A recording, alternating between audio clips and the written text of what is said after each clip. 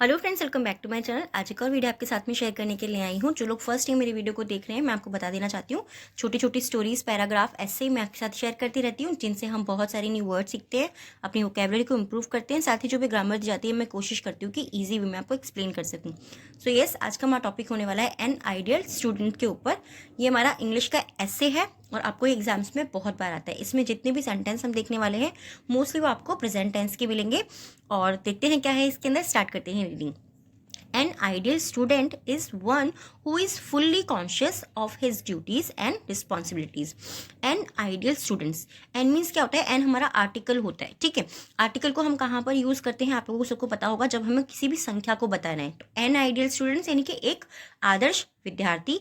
Is means है, one means वह एक व्यक्ति है, हु जो इज फुल्ली, इज मीन्स है फुल्ली यानी कि पूरी तरह से है। कॉन्शियस मीन्स क्या होता है? सचेत होना, यानी कि उसे सब कुछ पता है, वो जानता है, उसको चीज़ों के बारे में पता है, मतलब वो सचेत है। ऑफ हिज ड्यूटीज, उसकी कर्तव्यों को वो जानता है या उस कर्तव्यों को लेकर वो सचेत है। एंड रिस्पॉन्सिबिलिटीज, और उसकी जो जिम्मेदारियां हैं उनको लेकर वो सचेत है। तो सिंपली सेंटेंस को हम कैसे रीड करेंगे? एक आदर्श विद्यार्थी वह एक है जो पूरी तरह से अपने कर्तव्यों और जिम्मेदारियों को लेकर सचेत है या जानता है, दोनों ही आप बोल सकते हैं। He paves the way for the younger generations, ठीक है। ही पेव्स यानी कि वो बनाता है, मार्ग बनाता है, वो रास्ता बनाता है। द वे यानी कि वो रास्ता बनाता है। फॉर द यंगर जनरेशन, वो युवा पीढ़ी के लिए रास्ता बनाता है। The students of today's are the leaders of tomorrow. The students यानी कि आज के जो विद्यार्थी हैं, ऑफ टुडेज यानी कि आज के जो विद्यार्थी हैं, आर मीन्स है द लीडर्स ऑफ टुमोरो, वो कल के नेता हैं। आज के जो विद्यार्थी हैं वो कल के नेता हैं। A nation can progress, a nation यानी कि एक राष्ट्र, कैन मीन सकता है, कैन हमारा क्या होता है? कैन हमारा मॉडल होता है, ठीक है। यानी कि सकता है, एक राष्ट्र प्रगति कर सकता है इफ, यदि द स्टूडेंट हैव, जो उसके स्टूडेंट्स हैं, जो उसके विद्यार्थी हैं, उनके पास हो। हैव मीन्स होता है होना, ठीक है। हाई आइडियल्स, हाई यानी कि उनके पास में उच्च आदर्श हों। बिफोर देम यानी कि उनके सामने। बिफोर मीन्स क्या होता है? पहले, ठीक है। बट मैं आपको बहुत सारी वीडियोस में बता चुकी हूँ कि एक वर्ड के अलग अलग मीनिंग होते हैं। तो यहाँ पे बिफोर का मीनिंग हमने क्या यूज किया? सामने। अगर उनके सामने एक उच्च आदर्श हो तो जो हमारा राष्ट्र है वो प्रगति कर सकता है।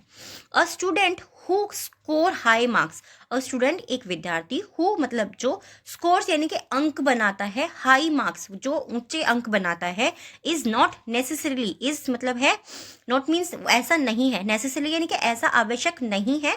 एन आइडियल स्टूडेंट्स, कि जो एक विद्यार्थी ऊंचे मार्क बनाता है यानी कि अच्छे नंबर जिसके आते हैं, ऐसा जरूरी नहीं है कि वो एक आइडियल स्टूडेंट हो, यानी कि वो एक आदर्श विद्यार्थी हो, ऐसा जरूरी नहीं है।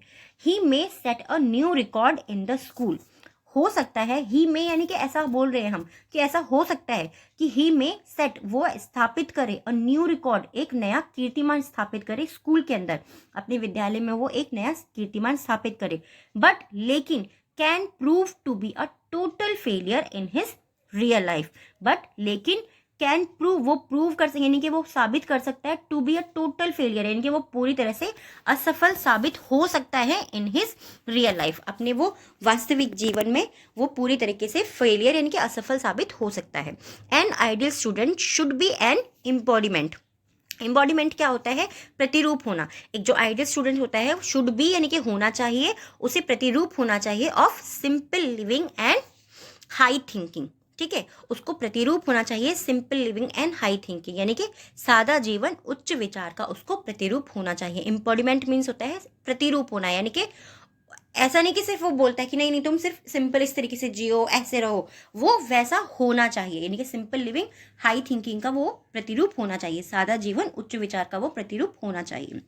ही इज फियरलेस, वह फियरलेस यानी कि वो निडर हो, एंड बोल्ड और वो साहसिक हो, enough to face the trails and turbulence of life.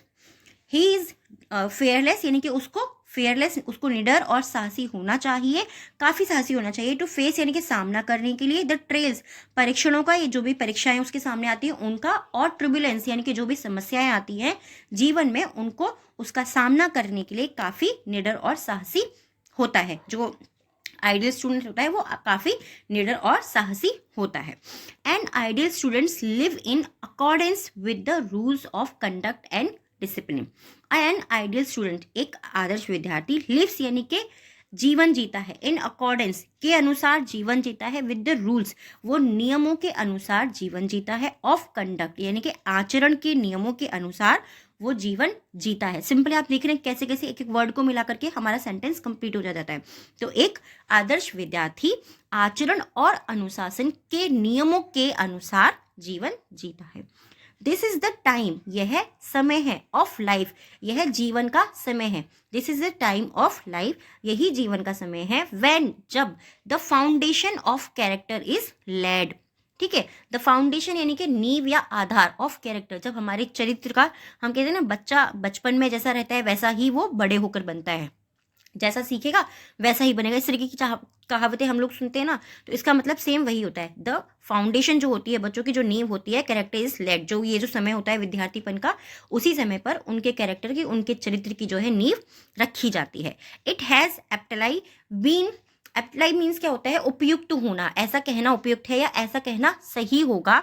Said यानी कि ऐसा कहना सही होगा। दैट की if wealth is lost, wealth यानी कि हमारा धन, इज लॉस्ट, अगर हमारा धन खो जाता है, नथिंग इज लॉस्ट, तो कुछ नहीं खोता।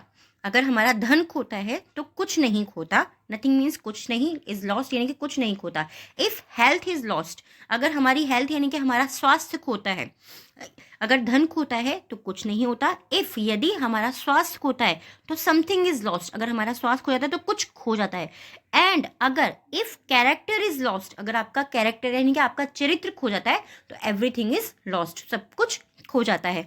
यानी कि कहने का सिंपल सा अर्थ क्या है इसका, कि अगर हमारा कैरेक्टर सही है, हमारा चरित्र सही है, तो हमारे पास सब कुछ है, पैसा, सब कुछ, हेल्थ, सब कुछ हम लोग कमा लेते हैं, पर हमारा चरित्र अच्छा होना चाहिए। इसका कहने का मतलब यही है। आई होप ये जो पैराग्राफ है और ऐसे है आपको पसंद आया होगा। कैसा लगा प्लीज़ मुझे कमेंट में ज़रूर बताइएगा। आज के 3 वर्ड्स हैं जिनसे आपको सेंटेंस बनाना है, कमेंट बॉक्स में लिखना है। फर्स्ट वर्ड है हमारा प्रोग्रेस यानी कि प्रगति। नेक्स्ट वर्ड है एम्बॉडीमेंट, एम्बॉडीमेंट मीन्स क्या होता है, प्रतिरूप होना, एम्बॉडीमेंट यानी कि प्रतिरूप होना। एंड थर्ड वर्ड है हमारा ट्रिब्यूलेंस, ट्रिब्यूलेंस मीन्स होता है समस्याएं, किसी के भी जीवन में ट्रिब्यूलेंस आ रही है यानी कि समस्याएं आ रही है, तो समस्याएं। ये तीनों ही वर्ड्स हैं जिनसे आपको सेंटेंस बनाना है, कमेंट बॉक्स में लिखना है। आज के 3 वर्ड हैं डिक्टेशन के। फर्स्ट वर्ड है हमारा डिक्टेशन का कॉन्शियस, सेकेंड वर्ड है फेलियर एंड थर्ड वर्ड है ट्रेल्स। इन तीनों ही वर्ड्स आपको डिक्टेशन में लिखना है आपको कमेंट बॉक्स में, और मुझे बताना है कि आपको ये टॉपिक कैसा लगा। Thanks for watching.